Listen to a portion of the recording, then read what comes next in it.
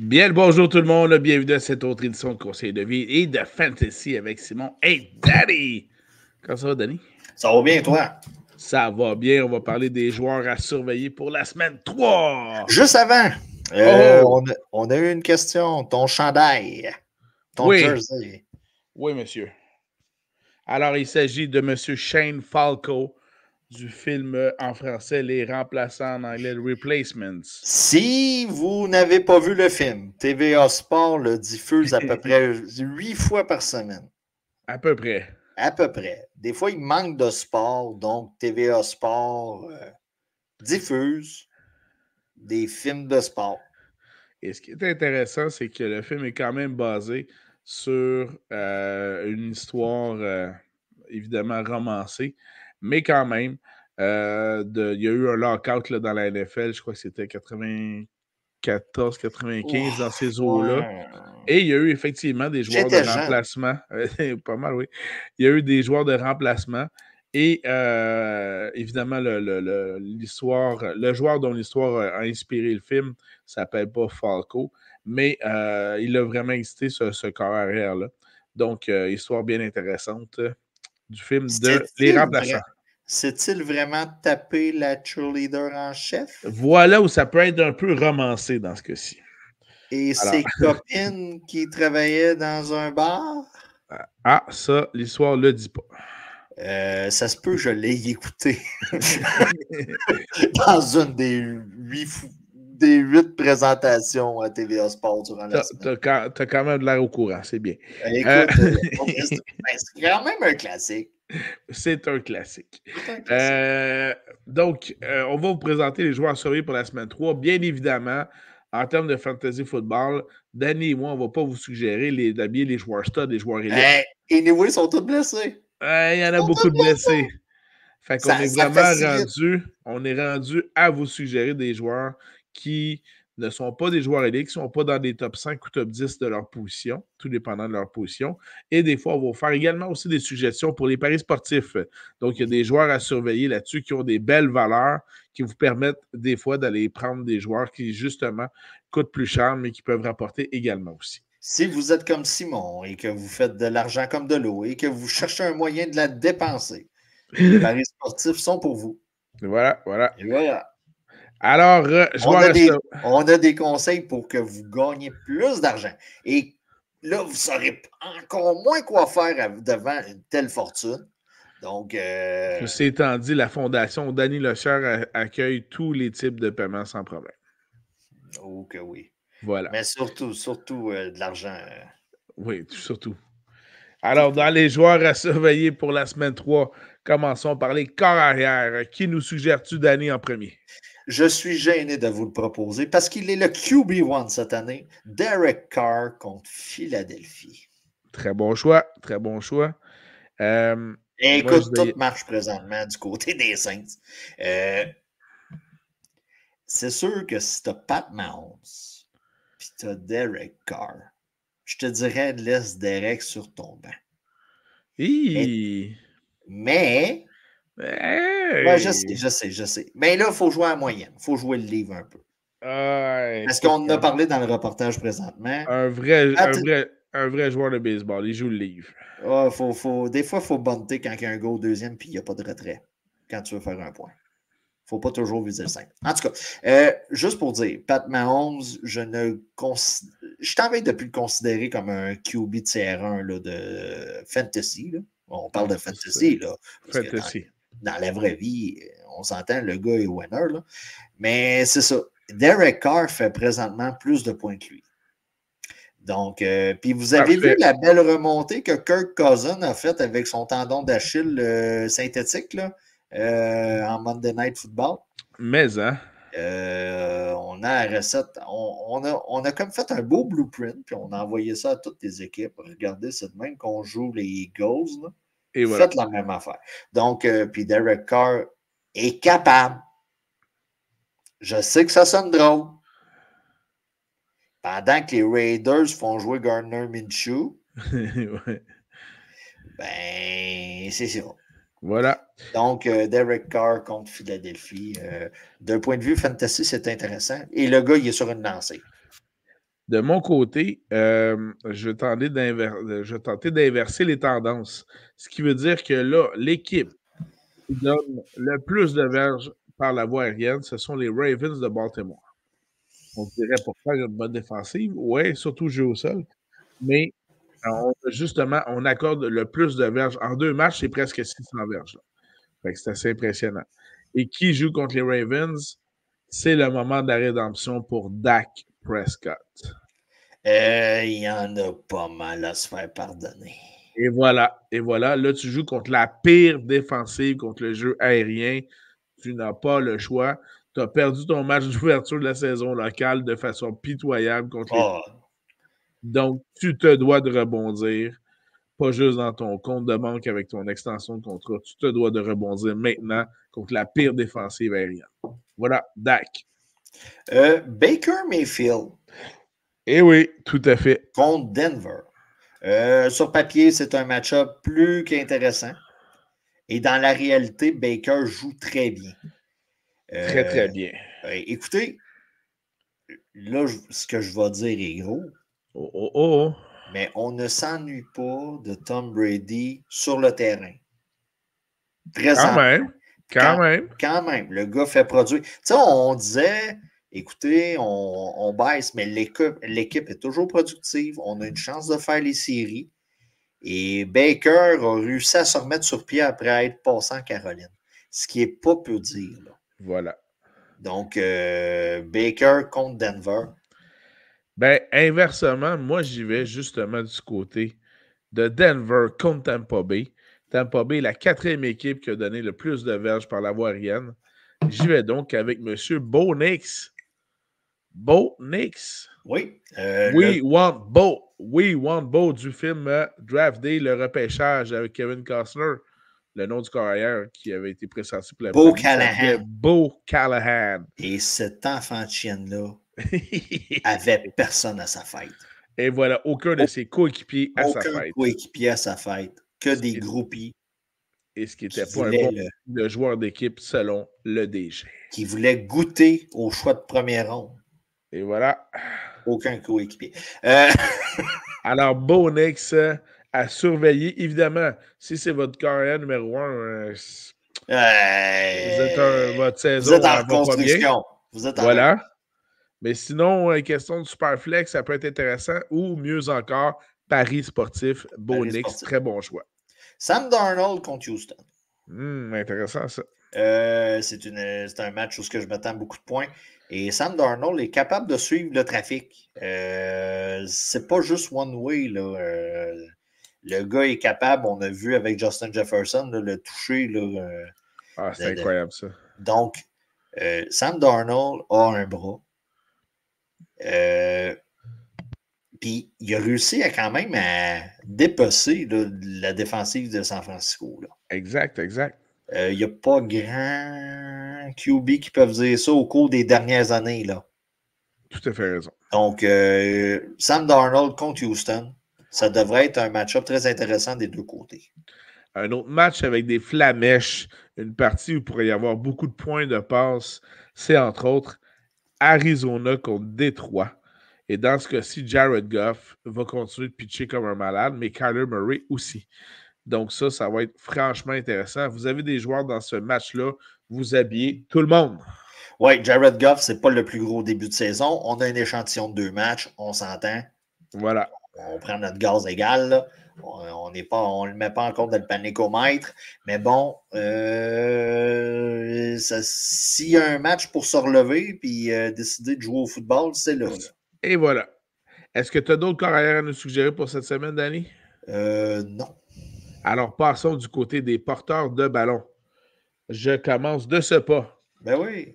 Contre la pire défensive contre le jeu au sol, qui sont les Colts d'Indianapolis, qui ont accordé, écoute, c'est 474 verges au sol en 2 matchs. Wow! Un beau festin en perspective. Et c'est les Bears qui jouent contre eux autres, donc M. Swift devrait swiffer ça solide. Même dans vos paris sportifs, des fois, Khalil Herbert, là, si vous manquez de la valeur, là, ça peut être une option intéressante. Jerome Ford contre les Giants. Et voilà, tout à fait. A eu un peu moins de touches la semaine dernière, le game script. Comme qu'on dit, la manière que le match est développé a semblé plus favoriser Dante Foreman. Là, tu vas dire, ah, c'était lui le second? Ouais, Dante Foreman.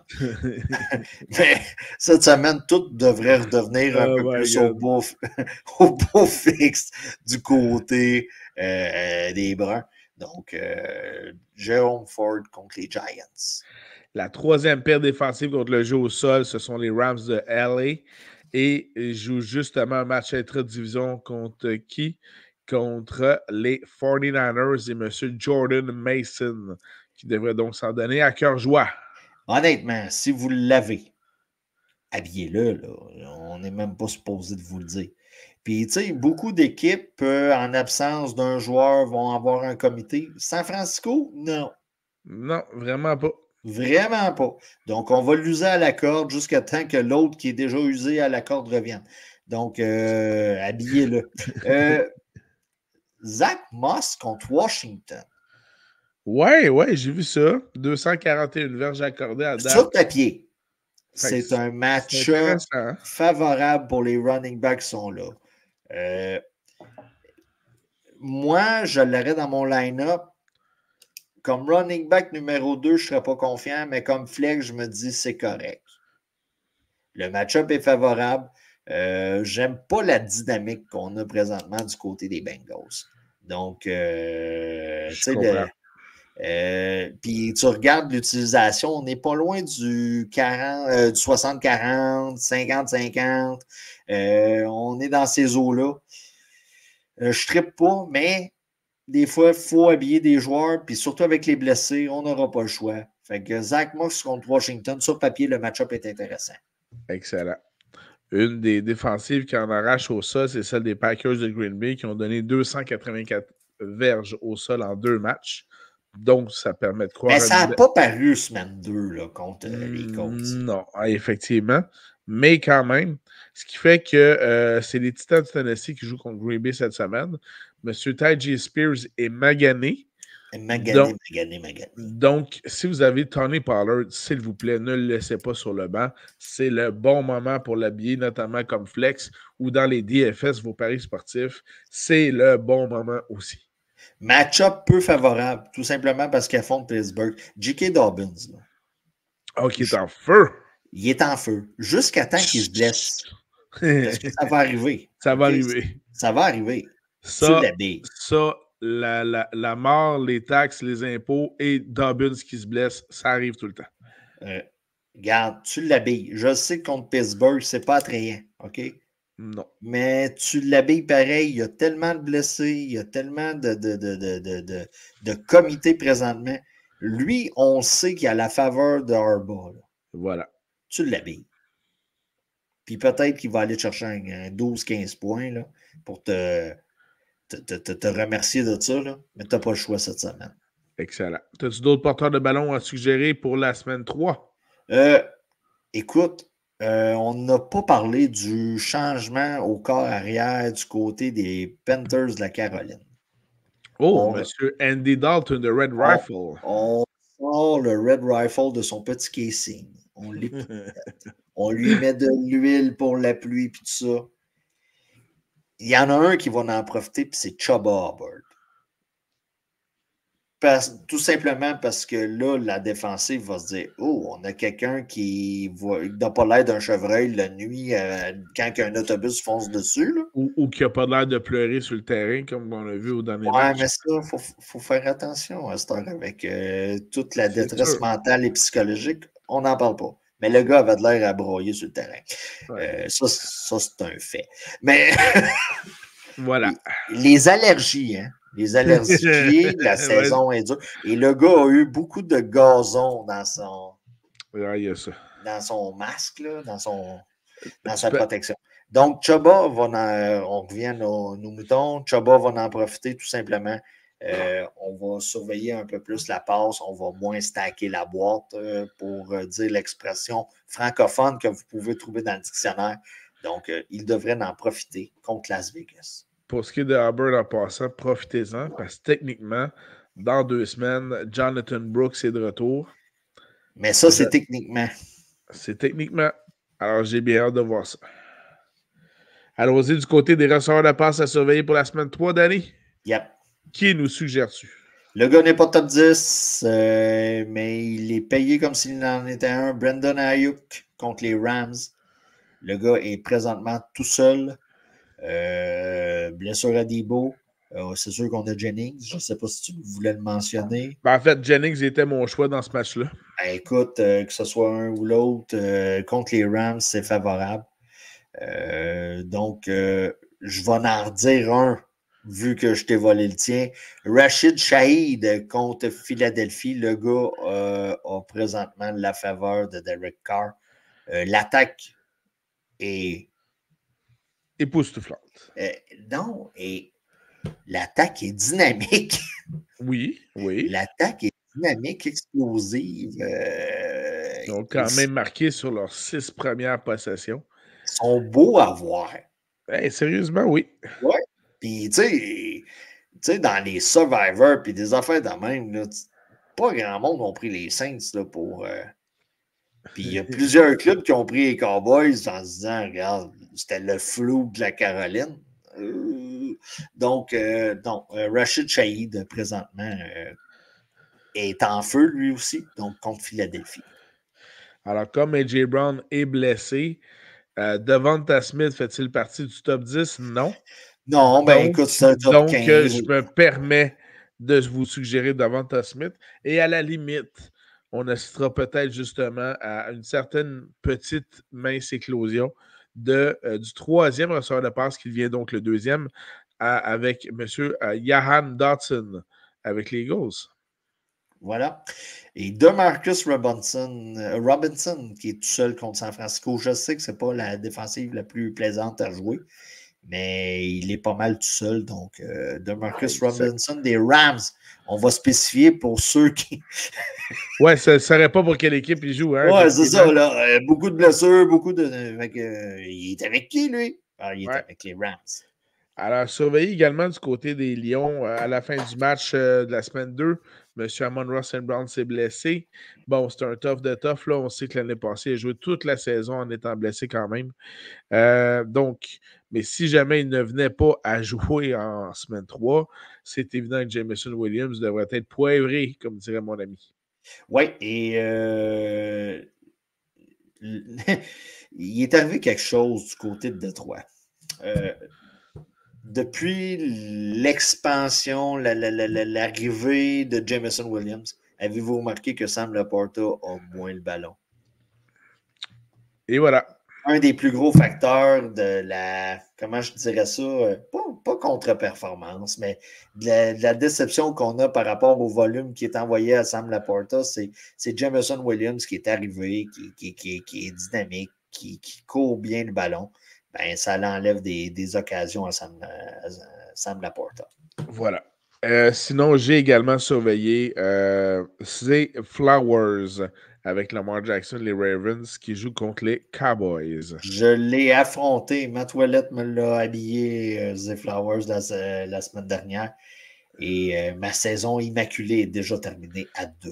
Et voilà, ça va vite, hein? Ça va vite avec les blessures. Avais-tu d'autres receveurs de passe à surveiller pour la semaine 3? On va passer avec les receveurs. Les ailiers rapprochés? Ouais, les ailiers rapprochés. Alors, je te laisse y aller. Pat Freiermuth. Wow! Contre les Chargers. D'accord. Match-up intéressant sur papier. Je sais que c'est Justin Fields. On lance moins le ballon quand c'est Justin Fields. On lance en moyenne, je pense, 15 à 20 fois, là, maximum 20 fois. Mais Firemouth réussit quand même à avoir... devrait réussir à avoir sa petite partie du gâteau. Je sais que tu as mentionné un certain ressort de passe des Rams, mais moi, j'y vais avec l'ailier rapproché des Rams, Colby Parkinson, à qui Matthew Stafford devrait lancer le ballon très souvent en semaine 3. J'en parle ainsi là. que semaine 4 et 5 également aussi. Oui. J'en parle là. Le gars, on n'en parlera pas. Là, il va falloir qu'on se consulte, moi et toi. Parti comme c'est là. À la semaine 8. On ne pourra plus le mettre dans le reportage sur les joueurs habillés. C'est Brock Bowers des Raiders. Il est assez solide, hein? Il est assez solide. Il y a du volume en masse. Davante Williams a eu du volume. Brock Bowers en a eu. Donc, présentement, le gars, je crois qu'il est tight end numéro 1 à la position. Là. À peu près, hein? À peu près. Donc, il était habillé. Là. Je confirme qu'il était habillé. T'as Kyle Pitts, mettons, comme un certain copain, puis t'as Brock Bowers. Ouais. À partir de la semaine 3, il ne devrait plus faire l'erreur. Il devrait tout le temps habiller Brock Bowers. Jusqu'à temps qu'on se trompe. C'est des tight ends.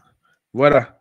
Sinon, je persiste à croire que nous pourrions assister en semaine 3 à un réveil d'un certain allié rapproché contre les Jaguars de Jacksonville, jouant pour les Bills de Buffalo, M. Dalton Kincaid. Il serait peut-être temps, là, parce que Danny il a comme investi tous ses capitaux de tight end sur Dalton Kincaid. C'est surtout que les deux premiers receveurs de passe à l'image des Rams ne sont pas là. Donc, Keon Coleman n'est pas là, Curtis Samuel non plus. On est rendu à Khalil Shakir, McCollins, puis même le retour de MVS. Donc, quand tu es rendu là, c'est que tu as besoin de Dalton Kincaid. Tu sais, MVS, c'est un peu comme des films Marvel. Tu sais, t'es rendu genre. Là, on est Iron Man 6. Là. T'es rendu Iron Man 6, puis Doctor Strange 8, puis. T'es vraiment dans un multivers, ça, c'est clair. Ouais, c'est ça. On a créé le multivers parce que là, dans l'univers Marvel, ça ne fitait plus. Là. Voilà. On a fait le tour. Mary Jane, là, ils sont rendus à 4 actrices qui ont fait Mary Jane. Ouais. Mais pas mal tout cute, c'est ça qui est le fait. Écoute, je pense que c'est le casting. Et Hollywood sont bizarres, hein? Checker Puff Daddy. Bon, beaucoup de loup chez Puff Daddy. Apparemment. Apparemment, quand sur le rapport de police et d'enquête, on dit beaucoup de loup, c'est que ça doit être beaucoup de loup. Tout à fait. T'as-tu un autre allié rapproché? OK. PDD aime ça quand ça glisse. Ouais, en effet. Hunter Henry contre les Jets. G-E-T-S, Jets. Je ne m'attendais pas à ça en début de saison, mais ça devrait être tout un affrontement ce jeudi soir entre les Jets de New York et les Patriots de la Nouvelle-Angleterre. Les Patriots qui performent très bien en début de saison. Les Jets sont 1-1, qui ont besoin d'aller chercher ça. Un match à surveiller. Voilà, c'est tout pour moi avec les ailiers rapprochés. Également de mon côté, allons donner maintenant un petit peu d'amour à nos défensives qui sont donc à surveiller pour la semaine 3. Tu débutes avec qui? On va le dire ensemble, le départ de la semaine, OK? Dans 3, 2, 1, Browns contre Giants. Écoute, j'hésitais, ça fait partie de ceux que j'ai identifiés. Le mien, mon départ de la semaine, c'est M. Max Crosby puis les Raiders qui vont s'en donner à cœur joie contre le Red Rifle. Et c'est ça ma crainte. C'est ça ma crainte. Et Max Crosby, il vient d'apprendre, il dit « Ah, c'est pas Bryce Young. » Puis il dit « C'est qui? »« Ah, c'est Andy Dalton. » La cible est rouge. La cible est juste rouge. Et en plus. Mais sinon, effectivement, mon autre départ de la semaine était les Browns contre les Giants. J'avais Raiders contre Caroline. Écoute, c'est un trend qu'on a tout au cours de l'année. Seattle contre Miami. La blessure de Tua. Exactement, ça change tout. Puis là, dans ce cas-ci, la défensive des Seahawks est habillée. contre Skyler Thompson. Écoute, j'ai même vu, parce que je ne peux pas dire j'ai entendu, il n'y a aucun dirigeant de la NFL qui m'appelle, des rumeurs avec Tannehill. Ah, les rumeurs sont très fortes. Les rumeurs sont très fortes. Donc, si vous avez un jersey de Ryan Tannehill, sortez-le du placard. Sortez-le du placard, lavez-le et assurez-vous d'avoir le bonnet pour rentrer dedans. Ah, ouais, c'est une autre chose. Ça, c'est une autre chose. Ben oui, c'est bon. Moi, ça fait le tour des défensives assurées pour la semaine 3. Moi aussi, surtout qu'on s'est adonné pas mal. Alors, du côté des batteurs à surveiller, donnons de l'amour à nos batteurs. Tu donnes l'amour à qui? Fairbairn. Ouais, avec les Houston. Avec les Texans de Houston. Contre Minnesota. De mon côté, j'y vais avec Evan McPherson des Bengals contre les mon deuxième. Commanders de Washington.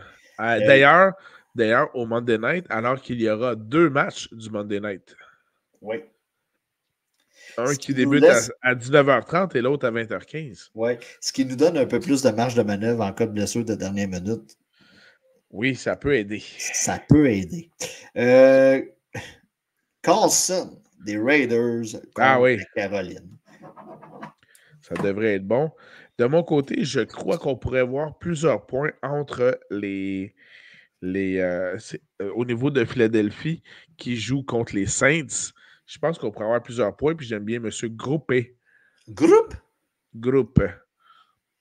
Alors voilà. On le rappelle, le Monday Night, le premier match, c'est les Jaguars contre les Bills et le deuxième, c'est Washington contre les Bengals. Tout à fait. Puis mon autre batteur à surveiller. Donc, on va avoir eu une pas pire semaine de congé là, du côté des Bills. Là. On a joué en jeudi soir, semaine 2, et le lundi, on joue le lundi. Ben, les Jets, d'ailleurs, qui jouent ce jeudi pour débuter la semaine 3, eux ne rejouent que le dimanche 29 septembre. Là. Donc, eux autres aussi vont bénéficier un beau 10 jours, là, techniquement. Là. Ouais, c'est ça. Donc ça, c'est intéressant. Et de mon côté, pour terminer les batteurs à surveiller pour la semaine 3, j'ajoute Matt Prater, des Cardinals de l'Arizona contre Détroit. Il devrait avoir bien des points là-dedans. Puis écoutez, là, les Cards, là, si on a trouvé un semblant de fonctionnement quelconque sur comment utiliser Marvin Harrison. Marvin Harrison. Oui, je mélange des noms. J'ai trop mis de S. Les S qui étaient dans le nom de famille. Voilà. Marvin Harrison. Écoute, un quart, je pense qu'il était déjà rendu à 23 points. J'ai d'ailleurs bien aimé son commentaire d'après-match qui disait, quand on lui a demandé s'il était satisfait de sa performance, il a dit « J'ai regardé les stats à Kyler Murray, j'ai vu qu'il y avait 4 passes incomplètes, puis je sais que c'est moi les 4 passes incomplètes. Fait que je sais que je vais me reprendre au prochain match. » Wow! Intéressant! J'aime ça. Moi, j'aime ça. Toi, as-tu d'autres batteurs à surveiller pour la semaine 3? Non. Puis félicitations à ceux qui l'ont pogné en Dynasty, là, Harrison. Là, ça devrait être bon pour une couple d'années. Mais imagine ceux qui voulaient même l'échanger après la semaine 1. Ça, là, c'est de la folie mentale. Ça mérite même pas que... Voilà. Tu sais, donne un sursis, là. Tu sais, utilise comment je te dirais ça? Utilise le principe des Giants avec Daniel Jones. Ouais, tu le fais jouer no matter what. Oui, c'est pas mal ça, là. Ouais. Avec toutes les mimes qui sont apparus, là, par rapport à Bryce Young, là. Ouais. Puis tu vois les fans des Giants, nous autres, on a encore le note. Ouais, c'est ça. On est rendu du côté des conseils de vie de Danny. Qu'est-ce que tu as à nous conseiller ce soir? Écoute, c'est pas un conseil vraiment. Je ne sais pas si tu as vu passer cette semaine une rumeur qui disait que certains gens de la CAQ travaillaient très fort pour qu'on ait un match de la NFL au Québec. Caroline Proulx l'a d'ailleurs mentionné, la ministre du Tourisme. Bon, je veux juste vous regrander et vous ramener sur terre. Le stade olympique n'est pas disponible encore pour 3 ans. Peu importe. Hein? Le stade olympique n'est pas disponible pour au minimum 3 ans. Mais comment cela? Mais parce qu'on refait l'anneau technique. On refait l'anneau technique. Donc, je ne sais pas s'ils vont mettre ça dans le PEPS à Québec, dans le stade McGill. McGill, avec 25 000 personnes. Blue Bonnets, l'hippodrome, ils ont-tu réussi à mettre de quoi sur ce terrain-là là, avec le temps? Depuis YouTube, tu veux dire? Donc, en gros, continuez à vous magasiner des voyages de football. Ça, c'est le premier point. Excellent. Puis, OK, on n'est pas un podcast politique, mais deuxième conseil, ne jamais croire un politicien. on essaye de faire du Jamies, tu sais, des petites tapettes là, pour faire paraître d'autres choses qui vont pas bien, pour pas qu'on les voit, genre Norvolt ou quelque chose de même. Bon, pour les geeks, les technos, puis tout ça, faites attention quand vous utilisez Instagram. On a vu 2 cas au cours de la dernière semaine. Simon recommence à faire de l'apnée, lui. Faut que j'aille brancher ma machine. Là. Va ployer ta machine. On a Jalen Reagor. Ça, c'est plus sur un ton léger. Oui, ça c'est drôle et niaiseux. Tout le monde a vu le fameux meme de l'espèce de voiture de luxe dans un trailer park. Là.